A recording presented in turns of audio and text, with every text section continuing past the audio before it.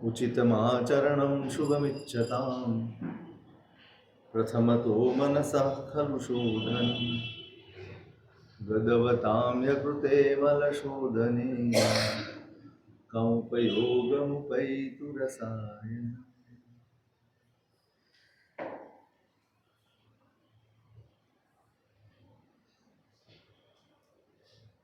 સારામાં સારું સાધન મળ્યું હોય પણ એનો ઉપયોગ કરતા ન આવડે તો એ સાધન નિષ્ફળ જાય. મેળવી લેવું પર્યાપ્ત નથી હોતું, મેળવ્યા પછી એની સમજણ કેળવવી એ વધુ મહત્વની હોય છે. પુણ્ય હોય તો મળી તો જાય, પણ સમજણ ન હોય તો એ પ્રાપ્તિ એળે ચાલી જાય. અત્યારે આપણી પાસે જે કાંઈ પણ છે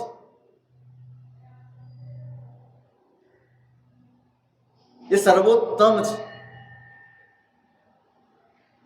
શું સર્વોત્તમ છે? તમે કોને સર્વોત્તમ ગણો છો? તમારી કઈ સ્થિતિને સર્વોત્તમ ગણો છો? હે?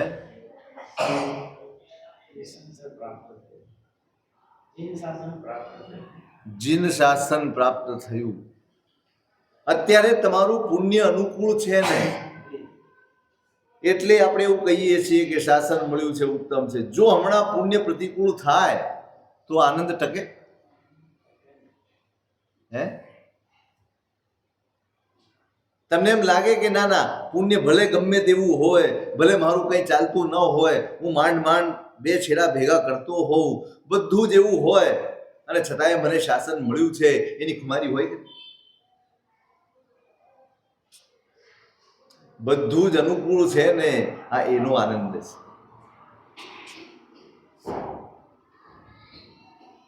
આપણે ભલે એમ કહીએ કે ભગવાન મળ્યાનો મને આનંદ છે, કે શાસન મળ્યાનો મને આનંદ છે, પણ પુણ્યનો સથવારો છે માટે આવું બોલાય છે. જો પુણ્યનો સથવારો ન હોય ને, એ દિવસે આ બધી જ હવા નીકળી જાય. બહુ અઘરું છે.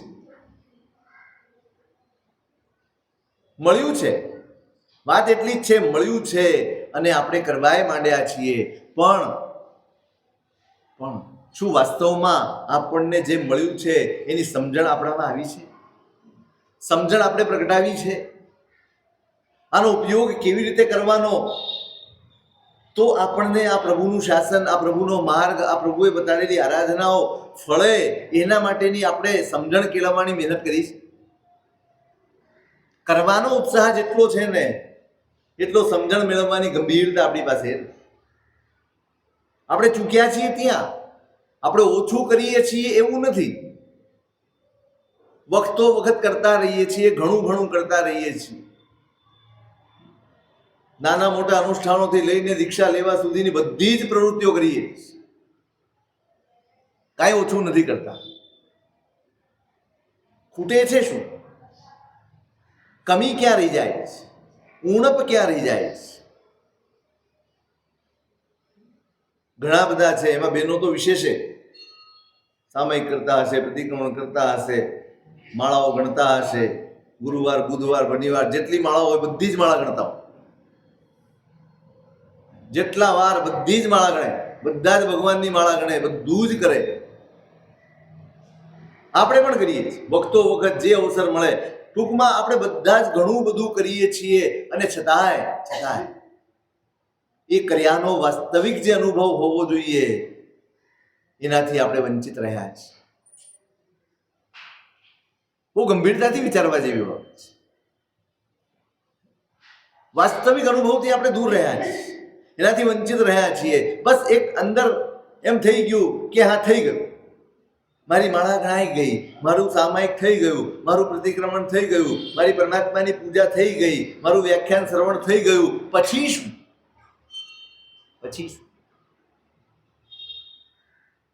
માત્ર દીકરો નિશાળે જાય છે એટલા માત્રથી તમે સંતુષ્ટ રહી શકો ખરા? શું તપાસ કરો? રોજ જાય છે કે નહીં એ તપાસ કરો, કે ભણે છે કે નહીં એ તપાસ કરો. ભણે છે કે નહીં એ તપાસ કરો, કે એનું પરિણામ આવે છે કે નહીં એ તપાસ. દર મહિને તપાસ થાય, દર અઠવાડિયે તપાસ થાય, સતત એમના ટેસ્ટ લેવાતા હોય કે ભાઈ આટલું ભણ્યા છો તો આ બધામાં તમે સમજ્યા કેટલું. આ ટેસ્ટ શું છે? એની સમજણનો ટેસ્ટ છે, એની સમજણની પરીક્ષા છે. જે ભણાવવામાં આવ્યું છે એમાં કેટલું સમજો એની આ પરીક્ષા છે. આપણે પરીક્ષા કરીએ છીએ. કેટલા વર્ષ થયા આ દિનાલયમાં જતા જતા જતા? આ એટલે XYZ, તમે પેલા અહીં રહેતા ન હો, રહેતા હો જ્યાં પણ, જિનાલયમાં જતા જતા કેટલા વર્ષ થયા? ગુરુ ભગવંતો પાસે જતા કેટલા વર્ષ થયા? કેટલા કટાસણા બદલાઈ ગયા? કેટલા ચરવળા બદલાઈ ગયા? કેટલી મુહપત્તીઓ ઘસાઈ ગઈ? કેટલું થયું? તમે કોઈ દિવસ તમારી પોતાની પરીક્ષા કરી છે? તમે ક્યારે તમારી અંદર તપાસ કરી છે ખરી? આટલા વર્ષોથી ગયા પછી જે પરિણામ મળવું જોઈએ એ પરિણામ આપણી પાસે છે કે નહીં? અને જો નથી તો આપણી ચૂક ક્યાં થઈ છે એની ચિંતા આપણને થઈ છે. દીકરાનું રિઝલ્ટ હાથમાં આવે અને ખબર પડે કે 40% આવ્યા છે, પાસ તો ઠીક છે થઈ ગયો, પણ તમને સંતોષ થઈ જાય, તમને હાશ થઈ જાય. તમે તપાસ કરો ભૂલ ક્યાં રહી. સારામાં સારું ટ્યુશન, સારામાં સારી સ્કૂલ, સારામાં સારા ટીચરો, બધું જ સારામાં સારું, અને પરિણામ જો આપણું ધાર્યું ન આવે, આપણને સંતોષ આપે એવું પરિણામ ન આવે તો આપણા મનમાં કેવી ચિંતા થાય.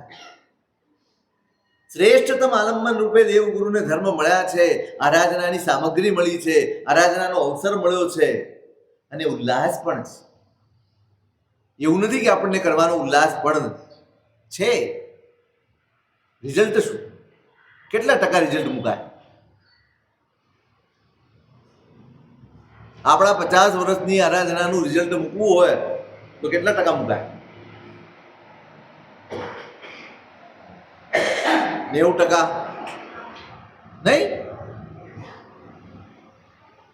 નહીં, 50%? હે? પાસિંગ માર્ક ખરા? હા પાડો છો પછી. શેના પાસિંગ માર્ક? શેમાં પાસ થયા તમે? જો જોઈએ શેમાં પાસ થયા તમે? શેમાં પાસ થયા તો કહો. તમે ઉપવાસ કરી શકો છો એટલે પાસ થઈ ગયા. તમે માળા ફેરવી શકો છો એટલે પાસ થઈ ગયા. તમે આયંબિલ કરી શકો છો, હોળી કરી શકો છો એટલે પાસ થઈ ગયા. તમે પગે ચંપલ નથી પહેરતા એટલે પાસ થઈ ગયા. તમે જિનાલયને એકે દિવસ પાડ્યા વગર ભગવાનની પૂજાઓ કરી છે એટલે પાસ થઈ ગયા.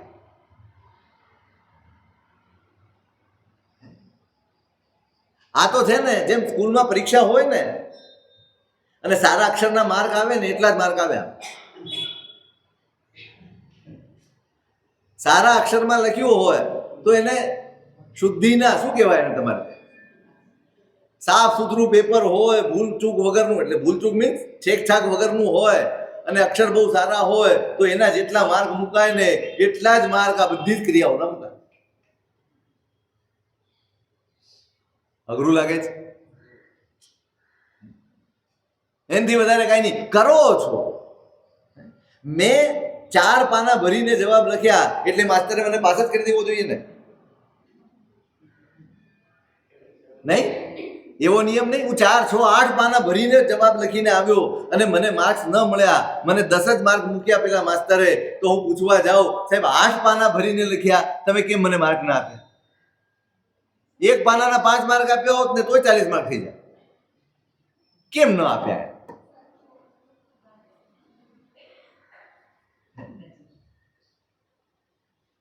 જે જવાબ હોય ને એ જવાબ આવવો જોઈએ. માત્ર લખાણના નંબર નથી હોતા, તમારા જવાબ શું છે, પ્રશ્ન શું છે તો એની સામે જવાબ શું છે, એ જવાબના તમને માર્ક મળતા હોય. આપણે એવું માન્યું કે આટલું બધું કરી શકીએ છીએ એટલે આપણે પાસ. નહીં, આ બધું કરીને જે મેળવવાનું છે એ ન મેળવાય તો બધું જ કરવા છતાં આપણે નાપાસ, આપણે ફેલ. પૂજા કરતા કરતા કરતા પરમાત્મા પ્રત્યેની આત્મીયતા વધવી જોઈએ, પરમાત્માના આજ્ઞા પ્રત્યેનો અહોભાવ આવવો જોઈએ, પરમાત્માની આજ્ઞા પાલન માટેની તત્પરતા આવવી જોઈએ. હું 100% નથી જ પાળી શકવાનો, એ વાસ્તવિકતા છે, હકીકત છે. નથી જ પાળી શકવાનો. ગમે તેટલું ઈચ્છું તો નથી કરી શકવાનું. પણ શું હું મારી શક્તિને અનુરૂપ પુરુષાર્થ કરું છું ખરો? એ આજ્ઞા પ્રત્યેનું મને અહોભાવ ખરો? એ આજ્ઞાનું મને સ્મરણ ખરું? જિનાલયમાંથી બહાર નીકળો, આ બધા તિલક કરેલા છે, જે ગયા છે. શેના માટે કર્યા છે? દેરાસર જઈને આવ્યા છો ની નિશાની. તમે ખોટું નથી બોલ્યા એમ કોઈ સમજી શકે, હા દેરાસર જઈને આવ્યો, તિલક કરેલું છે. આ એનો થપ્પો છે. શેનો થપ્પો છે?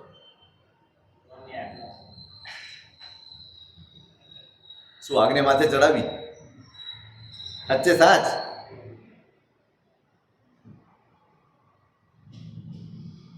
યાદ રહે ખરું? સવાલ એટલો જ છે કે તમને એનું સ્મરણ રહે છે ખરું? જે કરતા હો, તમે વિચારતા હો, તમે બોલતા હો, તમે કશું કરતા હો, એ બધું જ કરતી વખતે એ આજ્ઞાનું સ્મરણ રહે? અચાનક કોઈ ઘટના બની, કોઈક એવી બીના બની કે એવી કોઈ બાબત બની ગઈ અને તમારા ચિત્તમાં ગુસ્સો આવ્યો અને તમે બોલવાનું શરૂ કર્યું, તમને આજ્ઞા રોકી શકે ખરી? હવે તમે પૂજા કરો, એ પાસ કે ના પાસ? થઈ ગયા ના પાસ આટલી વારમાં?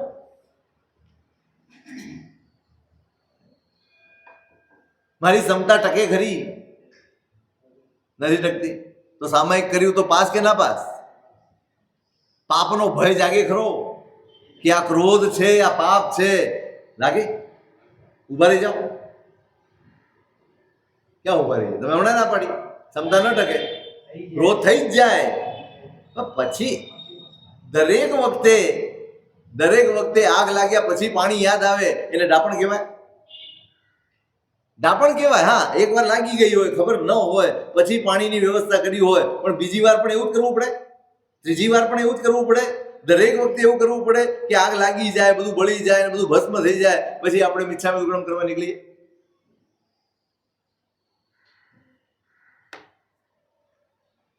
તો પાસ ક્યારે?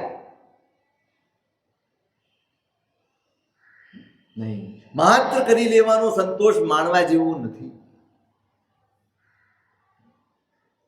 આપણે જે કરીએ છીએ એ કૃત્ય ધર્મ બનવા જોઈએ.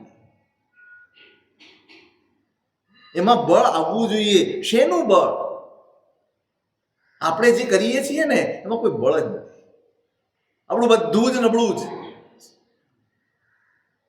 હું તમને હતાશ નથી કરતો, પણ સમજણ કેળવું છું. સમજણ કેળવું. જાગજો. ખોટા ભ્રમમાં રહીને બહુ પૂરો કરી દેશો, એનાથી કશું જ, ગણતરીથી કશું જ મળવાનું નથી.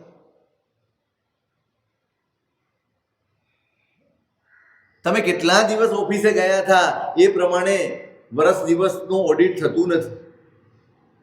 તમે કેટલા દિવસ હાજરી પુરાવી એનાથી સ્કૂલમાં પાસ કરી દેતા નથી. કમાણી ઉપર થાય છે, અહીં ભણતર ઉપર થાય છે, અહીંયા શેનાથી થશે? આપણી આરાધનામાં આપણે બળ પૂરવાનું કામ કર્યું છે ખરું?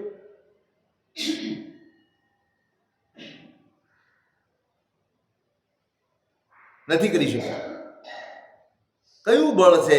શું ખૂટે છે? પહેલું શું કરવું જોઈએ?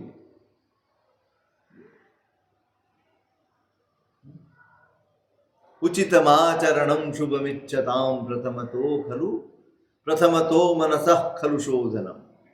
ઉપાધ્યાયજી મહારાજ, એમનું વચન છે આ. ઓળખો છો ને ઉપાધ્યાયજી મહારાજ? યશો વિજયજી મહારાજ.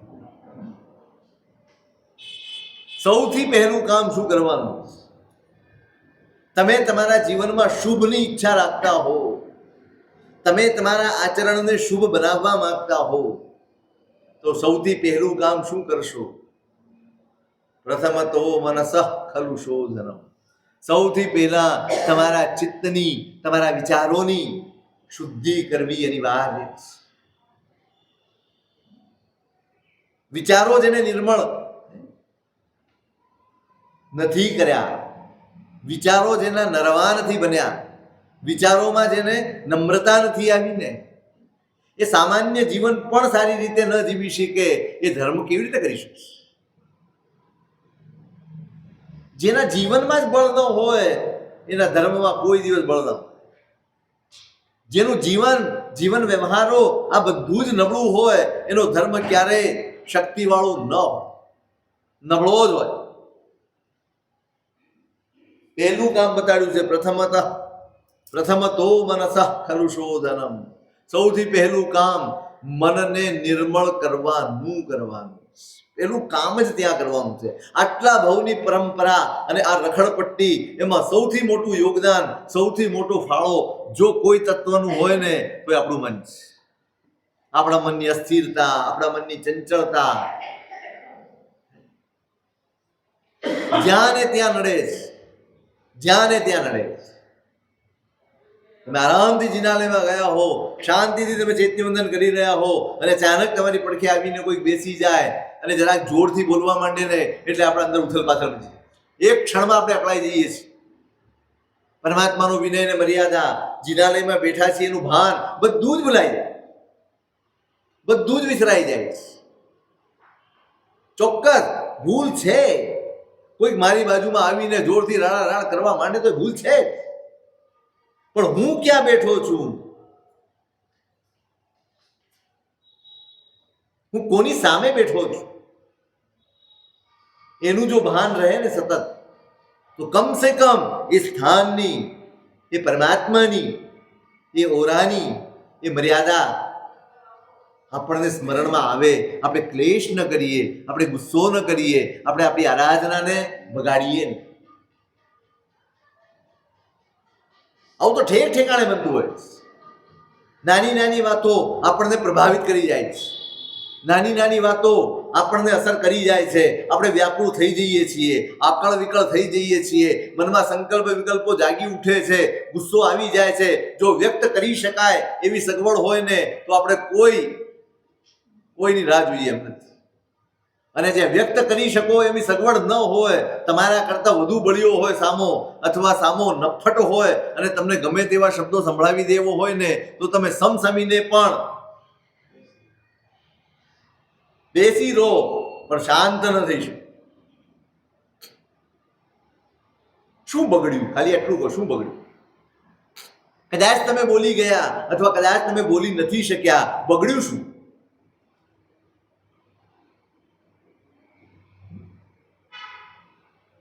તમે તમારી ઓફિસે બેઠા છો, દુકાને બેઠા છો, અને તમારા જ કોઈક માણસે એવી કોઈક ચેષ્ટા કરી, પ્રવૃત્તિ, એના હાથે કંઈક એવી ભૂલ થઈ અને તમે વ્યાકુળ થઈ ગયા, આકળ વિકળ થઈ ગયા, તમારું મગજ ધમધમી ગયું.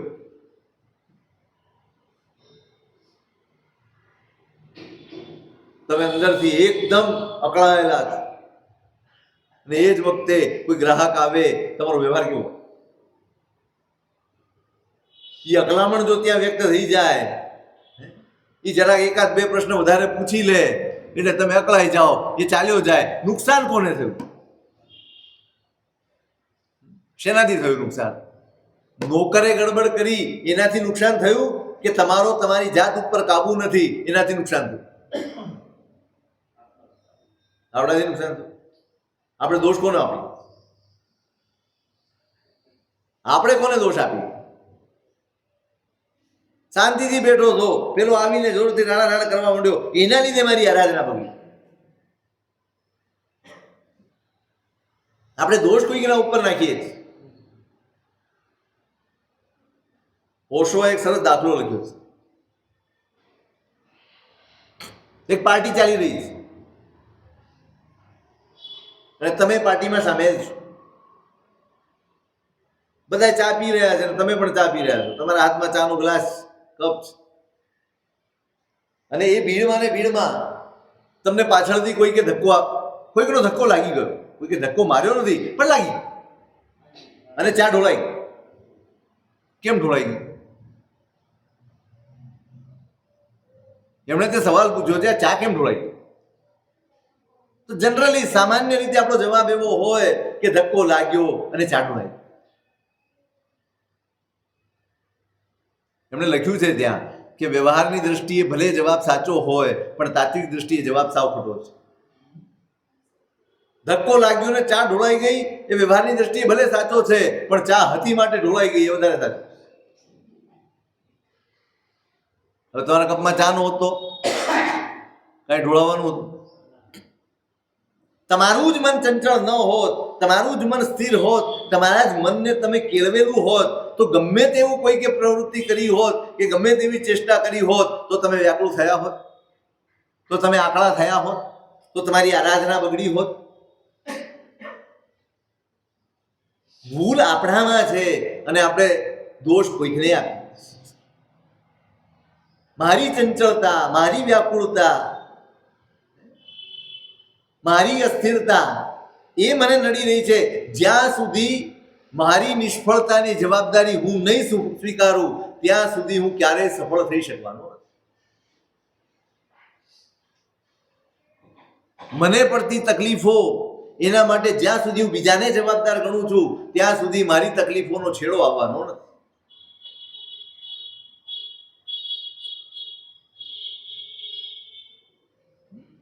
પહેલી શરત મૂકી છે, તમે તમારા જીવનમાં ધર્મ ભૂલી જાઓ. ધર્મ ભૂલી જાઓ. સામાન્ય જીવન વ્યવહારમાં પણ જો તમે શુભને વધારવા માંગતા હો તો પહેલું કામ તમારા ચિત્તની શુદ્ધિનું કરવું. જેટલું ચિત્ત નિર્મળ, જેટલા તમારા વિચારો નિર્મળ, જેટલી તમારી અંદર ભાવનાઓ નિર્મળ, એટલું તમારા જીવનમાં શુભનો પ્રવેશ વધારે. જેનું ચિત્ત નિર્મળ છે, જેના વિચારો નિર્મળ છે, જેના ચિત્તની ભાવનાઓ નિર્મળ છે ને એને દહીં ને રહી ને જીરું ને આ બધું ખાઈને નીકળવું પડતું નથી. દહીં ખાઈને નીકળો તોય ઠોકર ખાતા છે, ખાય છે તોય કામ નથી થતા. ગમે એવા સુકન કર્યા હોય ને, સામે ગાય મળી હોય તો શીંગડા મારે આપણને, સુકન ન થાય.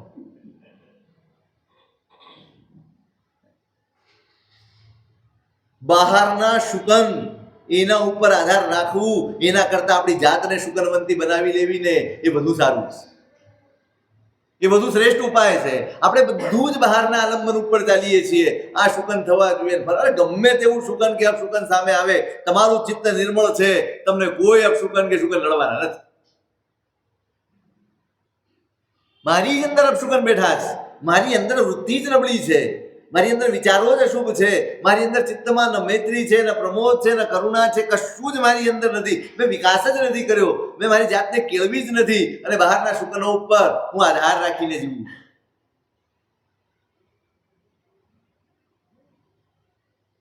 તમારા જીવનમાં પણ જો તમે શુભ ઈચ્છો છો, તમે ઈચ્છો કે બધું જ સારું બને, તો સૌથી શ્રેષ્ઠ સારું હોય એ સારાને આકર્ષે. આ યુનિવર્સલ લો છે, આ વૈશ્વિક નિયમ છે. કોઈ ધર્મનો નિયમ, કોઈ વ્યક્તિએ ઘડેલો નિયમ નથી. તમારા અંદર જેટલું શુભ એટલા શુભનું આકર્ષણ તમારા જીવનમાં વધારે. તમારા ચિત્તમાં જેટલું અશુભ એટલું અશુભનું આકર્ષણ વધારે. ઠીક છે, તમારી અંદર અશુભ હશે અને તોય તમને જો સારું મળતું હશે ને તો ચેતી જજો, પુણ્યનો સથવારો છે અને તમારું સારું થઈ રહ્યું છે, પણ એવો ઝટકો આવશે કે આ બધું જશે અને પછી સહન નહીં.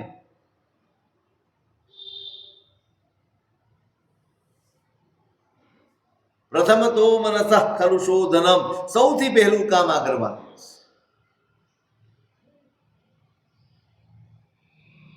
મનને પહેલા નિર્મળ કરવાનું, વિચારોને શુભ કરવાના. પ્રયત્ન કરો તો ખરા. આપણે પ્રયત્ન કરીએ છીએ.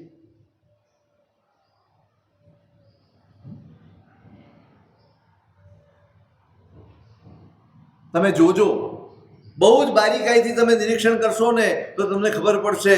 તમે બંધ રૂમમાં કોઈ તમારી આજુબાજુ ન હોય ને તોય આપણે સતત શુભમાં નથી રહી શકતા. રહી શકો એક સામાયિક જેટલો સમય આપણે શુભમાં ગાળી શકીએ એટલી કેળવણી આપણી થઈ ગઈ છે. કેટલા હજાર સામાયિક તો થયા છે ને જીવનમાં, નહીં થયા? હે વધારે હવે તો હોળીઓ બી થાય છે ને ભાઈ, 100 હોળી સામાયિકથી કરે, 100 હોળી થઈ ગઈ હોય ઘણાને. એમાં તો એવું છે નહીં કે આજે એક જ કરવાનું છે, દિવસની 2 હોળી બી થાય. શું એટલી કેળવણી થઈ છે કે 2 ઘડી સુધી મારા ચિત્તમાં કોઈ નબળો વિકલ્પ જાગે જ નહીં, એટલું થાય? હે અરે આંકડા છે. આપણને શેનો સંતોષ? બસ કરી લીધાનો સંતોષ, થઈ ગયું.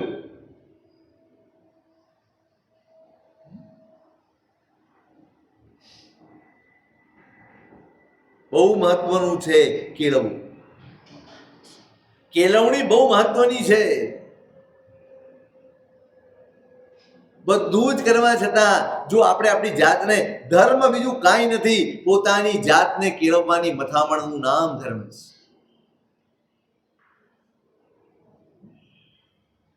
પરિસ્થિતિઓને વશ થઈને આપણે સતત વિચારો પણ કરીએ છીએ, પ્રવૃત્તિ પણ કરીએ છીએ, વ્યવહાર પણ કરીએ છીએ. નહીં, મારું હિત શેમાં છે, મારું અહિત શેમાં છે, એને નજરમાં રાખીને વ્યવહાર કરવાની ટેવ પડે ને, એ પુરુષાર્થનું નામ ધર્મ. મારા વ્યવહારો મારા હિતને અહિત નજરમાં રાખીને નથી થતા. મારી સાથે કોણે શું કર્યું એ નજરમાં રાખીને હું વિચારું છું. મારી સાથે કોણે શું કર્યું એ નજરમાં રાખીને હું બોલું છું, અને મારી સાથે કોણે શું કર્યું એ વિચારીને જ હું પ્રવૃત્તિ કરું છું. મારું હિત શેમાં અને મારું અહિત શેમાં, આ વિચાર પહેલો હોય કે બીજાએ મારી સાથે શું કર્યું, આ વિચાર પહેલો. ધર્મી તે બીજાએ ગમે તે કર્યું હોય, મારું હિત શેમાં છે એનો વિચાર પેલો આવે ને, એનું નામ ધર્મી. ધોતિયા પહેરવાથી ધર્મી થવાતું નથી, કટાસના પાથરીને બેસવાથી ધર્મી થવાતું નથી. જાતને બદલીને જ ધર્મી થઈ શકાય છે.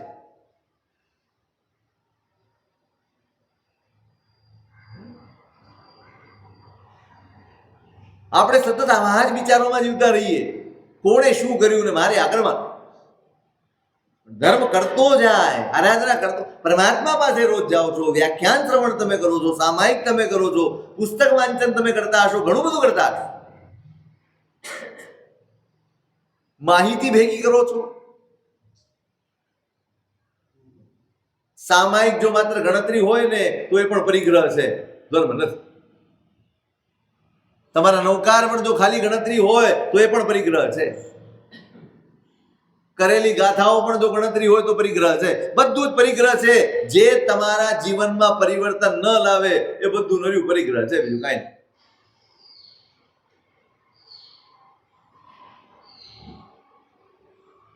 આ બધું ગણતરી માટે નથી.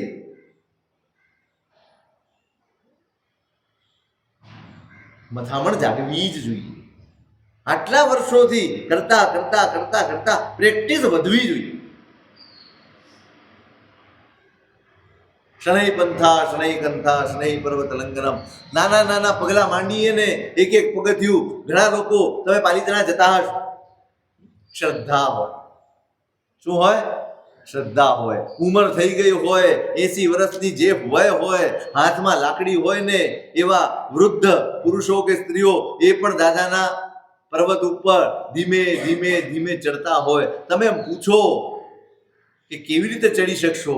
ના ના, મારો દાદો બેઠો છે ને એ મને ચડાવશે, એ મને લઈ જશે, એ મને પહોંચાડશે. એ ધીમે ધીમે તમે 2 પગથિયા ચડીને કૂદીને ચડતા હો અને પેલા એક એક પગથિયે 2 પગ મૂકીને ચડતા હોય ને તો પણ ચડે. મોડા મોડા પણ ઠેઠ દાદાના દરબાર સુધી પહોંચી જાય. કોણ એમને લઈ જાય? કયું બળ એમાં છે? શરીરનું બળ એમની પાસે નથી, કશું જ નથી એમની પાસે, અને છતાંય લઈ જાય છે. કયું બળ? શ્રદ્ધાનું બળ હોય ને તો જ માણસ ઠેઠ સુધી પહોંચી શકે. આપણે ધર્મ તો કરીએ છીએ પણ શ્રદ્ધા વગરનો ધર્મ. જો ધર્મ પ્રત્યે આપણી શ્રદ્ધા હોત ને તો આપણે કેળવાઈ ગયા. ના, મારા પ્રભુની આરાધના છે, એમની બતાડેલી ક્રિયા છે, એમની બતાડેલી સાધના છે, અવશ્ય મારા જીવનમાં ફેરફાર આવે. ભલે ધીમે ધીમે ચડીશું. નથી, આપણી પાસે એવું મનોબળ નથી. નથી, આપણી પાસે એવું કાંઈ બળ પણ નથી, કોઈ બળ આપણી પાસે આત્મબળ એવું નથી. કયા આધારે કરવાનું? આપણું બળ કયું? શ્રદ્ધાનું બળ. એટલું આવી જાય ને, હું જિનાલે ગયો છું તો ત્યાં પણ શ્રદ્ધાના બળ ઉપર રહેવાનું, કશું જ નજરમાં ન આવે. કોણ શું કરે છે, કોણ શું નથી કરતું, કશું જ નહીં. મારે હું કોના માટે ગયો છું? મારે ત્યાં કોના માટે રહેવાનું છે? મારે કોની સામે નજર રાખવાની છે? એટલે નિયમો બનાવ્યા. જિનાલયમાં જાઓ તે દિશી નિરીક્ષણ વિરહી, બાકીની પરમાત્મા સિવાયની કોઈ દિશામાં જોવાનું જ નથી. ખબર છે, જ્ઞાનીઓને ખબર છે, આપણે ચંચળ છીએ, આપણે અસ્થિર છીએ.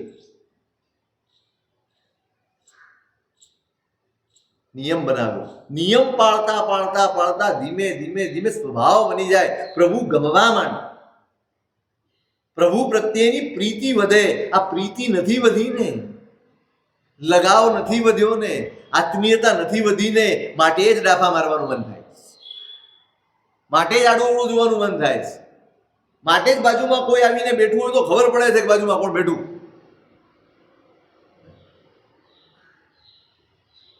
ક્યારે ખબર પડે? તમારું ધ્યાન પ્રભુથી હટે છે ત્યારે આટલું બધું થાય છે. અને ખસે છે એ જ બતાડે છે કે હજી જોઈએ તેવી શ્રદ્ધા મારા અંદર પેદા નથી. અને શ્રદ્ધાના બળ વગર આપણે આગળ નહીં વધી શકીએ.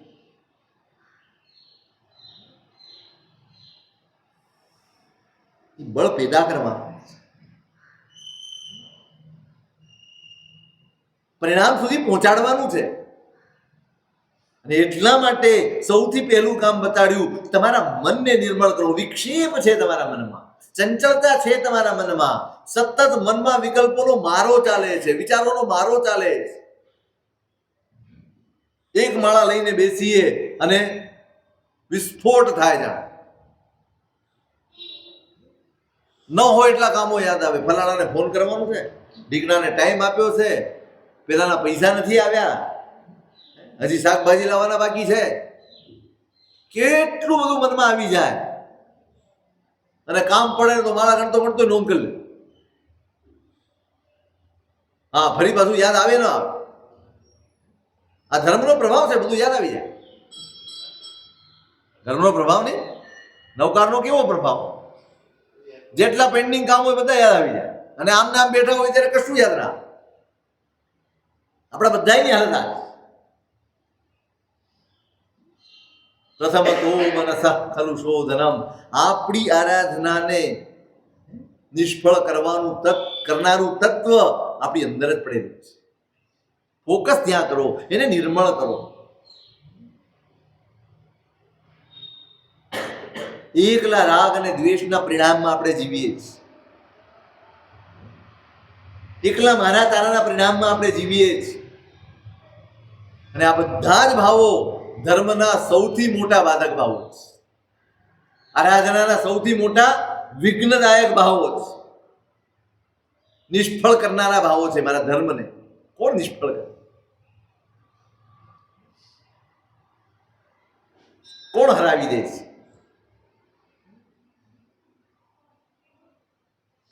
સાતમી સુધી પહોંચાડી દેવાની તૈયારી પ્રસન્નચંદ્રને કોનાથી થઈ?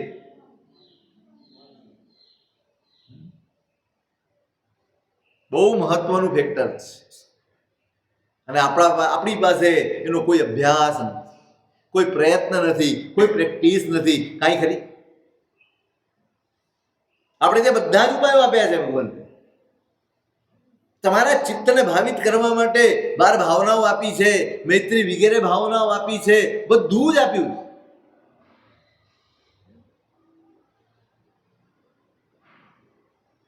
પણ આપણી પાસે ટાઈમ ક્યાં? ભાવિત થવાનો ટાઈમ નથી, ભીના થવાનો ટાઈમ નથી. આપણે કાયમ ઉતાવળમાં હોઈએ, કાયમ ઉતાવળ. ઘડિયાળની સાથે જ દોડનારા છીએ આપણે. સિવાય ઓફિસ કે દુકાન બધે જ ઘડિયાળ કામ આવે છે.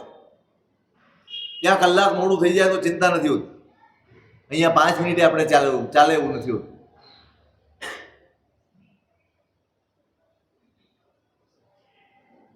પ્રથમ તો મનસઃ ખલુ શોધનમ, સૌથી પહેલા તમારા મનને શુભ ભાવોથી ભરી દો. તમે જે કરશો ને બધું જ શુભ થઈ જશે. મલિનતાઓને ધોઈ નાખો. આવો છે ના તેવો છે ના આમ કરે છે ના તે. અરે ભાઈ, પાછા રોજ બોલે સબ્બે જીવા કમ્મવસ, જગત જીવે કર્માધીના, અચરીજ કછુએ ના, આપ સ્વભાવ મારે અવધુ સદા મગન મેં રહેના. બોલીએ ત્યારે બહુ સારા લાગે.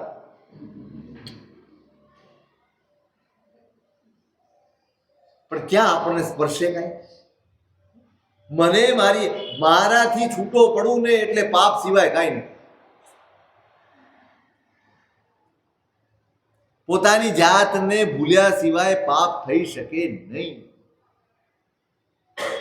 આત્માને ભૂલ્યા સિવાય પાપ ન થઈ શકે. એક પણ શુભ વિચાર આવે છે મનમાં, કશાય આવે છે મનમાં, રાગ દ્વેષ ઘૂંટાય છે મનમાં, ત્યારે સમજવાનું હું આત્માથી દૂર આવી છું. તો જ શક્ય છે. તમને ખ્યાલ હોય અને તમે કીચડમાં પગ મૂકો, તમે નવા કપડાં પહેરીને નીકળ્યા હો, કોઈકના લગ્નમાં રિસેપ્શનમાં જતા હો, ચાલતા ચાલતા રસ્તામાં ખાડો આવે, પગ મૂકતા હશો ને? અને કદાચ તમારો પગ પડ્યો હોય અને બાજુવાળું એમ કે શું થયું, તો તમે શું કહો? શું કહો? બોલો તો ખરા, શું કહો? ધ્યાન ન રહ્યું. શું ન રહ્યું? સમજાય છે? તમારી જાત ઉપરથી ધ્યાન હટ્યું, ખાડામાં પગ પડ્યો, તમારા કપડા મેલા થઈ ગયા. જ્યાં સુધી તમારું ધ્યાન હતું 10 ખાડા પસાર કર્યા, ત્યાં સુધી કાંઈ ન થયું. એકમાં ચૂક થઈ. કેમ? ધ્યાન.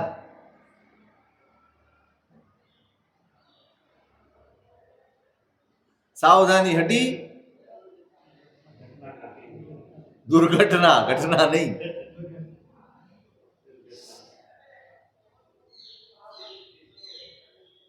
સતત મનમાં ચાલતું હોય છે. શેનાથી મટાડશું આને? શેનાથી દૂર કરશું? આ જ્ઞાનીઓ ઉપાય આપે છે. તમારા ચિત્તને શુભ ભાવથી ભાવિત કરો, મૈત્રીથી ભાવિત કરો. ક્યાં સુધી બધાની સાથે હું આ રાગ દ્વેષના વાતાવરણમાં રહીશ? આણે આમ કર્યું, મેં હમણાં કીધું ને તમને. સતત આપણે વિચારીએ છીએ આણે મારી સાથે આમ કર્યું, એની સાથે હું ક્યારેય નહીં બોલું, એના પ્રસંગમાં ક્યારેય નહીં જાઉં, હું આમ નહીં કરું, તેને નહીં બોલાવું, આમ નહીં કરું. સતત ધારો કે તમે નહીં બોલાવો, ધારો કે તમે એની સાથે બોલશો નહીં, ધારો કે તમે એના પ્રસંગમાં નહીં જાઓ, તમારી આંખ મીચાશે. પછી શું? એની જીવનચર્યા અટકી જવાની, એનો ધંધો બંધ થઈ જવાનો, એનું ખાવા પીવાનું બંધ થઈ જવાનું. શું થઈ જવાનું? તમારા રાગ અને દ્વેષથી, તમારા ક્લેશ અને કશાયોથી કોઈના જીવનમાં કોઈ ફેરફાર થઈ શકે? કોને ફરક પડે? આપણને જ પડે ને. નુકસાન કોને છે? અહીંથી જઈશું ને ત્યારે પેલા એ શું કર્યું એ હિસાબ નહીં માંગે, તમે શું કર્યું છે ને એનો જ હિસાબ. કર્મ સત્તા માત્ર તમારો હિસાબ માંગે છે, કારણો ક્યારેય પૂછતી નથી. કર્મ સત્તામાં કારણની ચર્ચા નથી, તમે શું કર્યું એટલી જ ચર્ચા છે. ગમે તે કારણે કર્યું. કોઈ કે તમારા ઉપર કાદવ ઉછાળ્યો અને તમે કાદવમાં હાથ નાખીને ઉછાળો, તમારો હાથ ગંદો ન થાય એવું ખરું? તમારો હાથ મેલો ન થાય? થાય જ. તમે કાદવમાં હાથ, તમે એમ કહો કે એને કર્યું માટે કર્યું એટલે મારો હાથ ગંદો ન થવો જોઈએ, થાય જ. પોતાની જાતને ભાવિત કરવાની. મારો ધર્મ નિષ્ફળ કરનારા તત્વ છે અને એને કેળવવું છે. મારા જીવનને નિષ્ફળ કરે છે. તમારી સુખ શાંતિ, તમારા ચેન, આ બધું જ હરી લેનાર તત્વ હોય ને તો તમારા મનની ચંચળતા. સતત આવા વિચારો આપણા મગજમાં ચાલ્યા કરે. એકને જોઈએ એટલે સારું લાગે, અને જેને જોઈને સારું લાગે એવા માણસો વધારે કે જેને જોઈને અકળામણ થાય એવા વધારે? બોલો.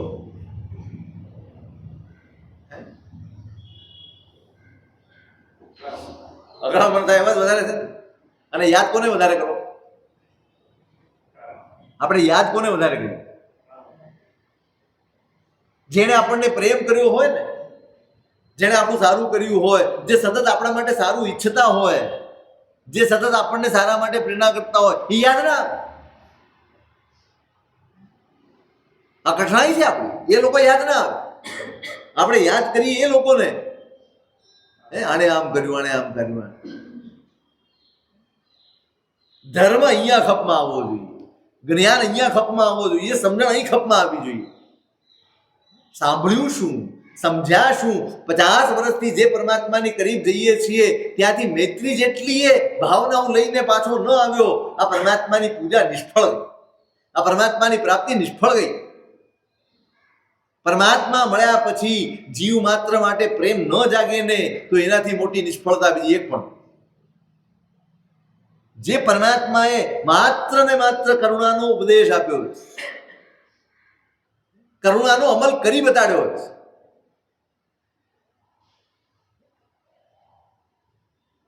શું દેખાય પરમાત્માના જીવનમાં? શું દેખાય? એક માત્ર કરુણા સિવાયનો કોઈ ભાવ એક અંશમાં દેખાતો હોય તો મને બતાવો. અને એ કરુણાનો અંશ મારા જીવનમાં કેટલો આવે? કેટલો? ચલો બહાર વાળા બધાયની છોડો, ઘરમાં એક પણ વ્યક્તિ એવી નથી કે જેના પ્રત્યે મને પ્રેમ ન હોય. એવું ખરું? નહીં. ઘરમાં વાંધા જ, ઘરમાં પણ વાંધો જ. એક વાલો છે ને, એક દવલો છે, એક પ્રત્યે પક્ષપાત છે ને. ઘર જેટલું એ આપણે સુધારી ન શકીએ. હવે તમે મને એમ કહો કે રોજ દેરાસર જઈએ, એ પાસ કે ફેલ? બોલો, પાસ કે ફેલ? આટલું ના કેળવાયું આપણું? 14 રાજલોકના જીવો માટે મૈત્રી ભાવવાની હોય, એમના પ્રત્યે પ્રેમ વહાવવાનો હોય, ત્યાં ઘરમાં પણ આપણે ન કરી શકતા હોઈએ તો આ નિષ્ફળતા નથી આપણી? આ પરાજય નથી આપણો?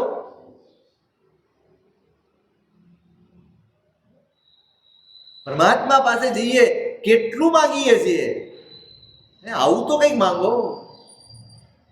મારામાં પ્રેમ જગાડી આપો, મારામાં મૈત્રી જગાડી આપો, મારામાં સમજણ જગાડી આપો. મને ભગવાનનો ખપ છે એટલા માટે કે મારો સંસાર સુધારી આપી શકે એમ છે, મને સુધારી આપી શકે એટલા માટે મને મારા ભગવાનનો ખપ નથી. છે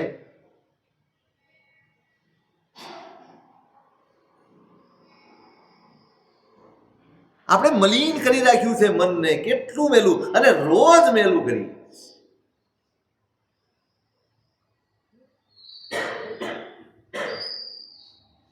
મન મારું માયા જાળમાં ચેતન ગણું. બોલો છો ને, હું ક્રોધ અગ્નિથી બળ્યો ને લોભ સર્પ દસ્યો. આવડે છે? આ એક રત્નાકર 25 જાગતા ને જીવતા બોલો ને તોય તમે બદલાઈ જાઓ. જીવતા હો ને બોલો તો. પછી જીભ બોલ્યા કરે, મોઢું હલ્યા કરે, અને તમે વળી ક્યાંક હો. હવે હમણાં તો પૂજન નીકળ્યા છે રત્નાકર 25. એક ગાથા બોલો ને સ્વાહા સ્વાહા કરે. શું મારા કોને સ્વાહા કરવાના? ઘી હોમ્યા કરે, જ્યાં પોતાની ઈચ્છાઓ હોમવાની ત્યાં ઘી હોમ્યા કરે, જ્યાં પોતાના કષાયો ધરી દેવાના ત્યાં ફળ નૈવેદ્ય ધરાવીને આવતો રહે પાછો, બધું લઈને પાછો આ.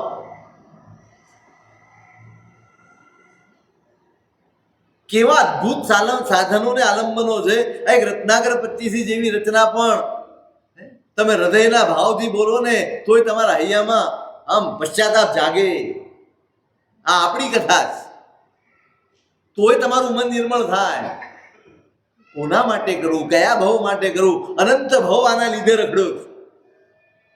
અનંત વાર આજ આરાધનાઓ મેળવીને હું હારીને આવ્યો છું. કોના લીધે હાર્યો છું? આજ મનના લીધે, આજ મારા વિકલ્પોના લીધે, આજ મારા આગ્રહોના લીધે, આજ મારું તારું કરવાની વૃત્તિના લીધે, આજ મારા રાગ અને દ્વેષના કારણે. અને હજી હું આજ કરું? આ દેવ, આ ગુરુ, આ ધર્મ મળવા છતાં હું આજ કરીશ? પૂજા કરતા કરતા પણ પરમાત્માને હારવાનું કામ આપણે કરીએ, સામાયિક કરતા કરતા પણ આત્માને હારવાનું કામ આપણે કરીએ. કઠવી જોઈએ આ નિષ્ફળતા. જાગો મા ભૂત મા કાર્ષિત કોપી પાપાની મા ચ ભૂત કોપી દુઃખિત મુચ્યતામ જગદપ્યેષા મતિર્મૈત્રી નિગદ્યતે. અધ્યાત્મ કલ્પદ્રુમ. મા કાર્ષિત કોપી પાપાની, કોઈ જગતના જીવ માત્રમાં પાપની વૃત્તિ ચાલી જાઓ, આ પ્રાર્થના હોય કોની? જેના હૈયામાં મૈત્રી પેદા થઈ છે. મા ચ ભૂત કોપી દુઃખિત, કોઈ દુઃખી ન થાય. મુચ્યતામ જગદપ્યેષા, આખું જગત મુક્ત થઈ જાઓ. મતિર મૈત્રી, આ બુદ્ધિ છે ને એને મૈત્રી કહી છે. પોતે નિર્મળ થયો હોય અને બીજાની નિર્મળતાની કામના કરે, આ મૈત્રીથી ભાવિત ચિત્ત છે.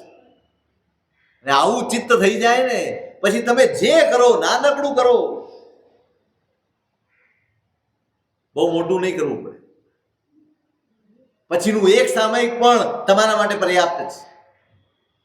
ચિત્ત નિર્મળ થઈ ગયું, આ ભાવનાઓથી વાસિત થઈ ગયું, ભાવિત થઈ ગયું. જ્યારે પણ મનમાં કોઈના માટે નબળો ભાવ આવે, નબળા પરિણામ આવે અને ત્યાં તમારું ચિત્ત ઊભું રહી જાય, નહીં ભાઈ કોના માટે? ઠીક છે, એણે એના કર્મને અનુસારે જે કર્યું એ કર્યું, પણ મારે મારું ન બગાડાય. જો એને મારું બગાડ્યું એ મને ન ગમતો હોય તો હું મારું બગાડું તો કેવી રીતે ગમે? ઉપાધ્યાયજી મહારાજે કહ્યું કે જો તમે શુભ ઈચ્છતા હો, તમારા જીવનમાં તમે ઈચ્છતા હો કે ચારે બાજુથી શુભ તમારા જીવનમાં પ્રવેશ કરે અને તમે જે કરો એ શુભ બની જાય, તો સૌથી પહેલા તમારા મનને તમે નિર્મળ કરો. ગદવતામ્ય કૃતે મલ શોધને કમુપયોગમ ઉપૈતુ રસાયનમ. તમે દવા લીધે જાઓ, તમે વેદરાજને બતાડો, એ પહેલું કામ શું કરે? નહીં, નાડી તપાસે, પણ પછી પેલી દવા શું આપે? તમારું પેટ સાફ કરે, તમારા ભરાયેલા જૂના મળ એ બધું સાફ કરે ને પછી જ દવા. હવે તમારા પેટમાં મળ ભરાયેલા હોય અને તમે રસાયણ લીધે રાખો, એ જ કહે છે આ મહાપુરુષ કે તમારે બધું જ શ્રેષ્ઠતમ મળ્યું છે, પણ એનો ઉપયોગ કરશો અને ફળશે ક્યારે? જ્યારે તમારા અંદરના મેલ ઓછા થયા હશે ત્યારે. એટલે આપણે બધાએ ભેગા થઈને આપણી અંદરની મલિનતાને દૂર કરવાનો પુરુષાર્થ પહેલો કરવાનો છે અને એ રીતે આપણે ઉપયોગ રાખીએ જેથી ઉત્તરોત્તર મંગળ.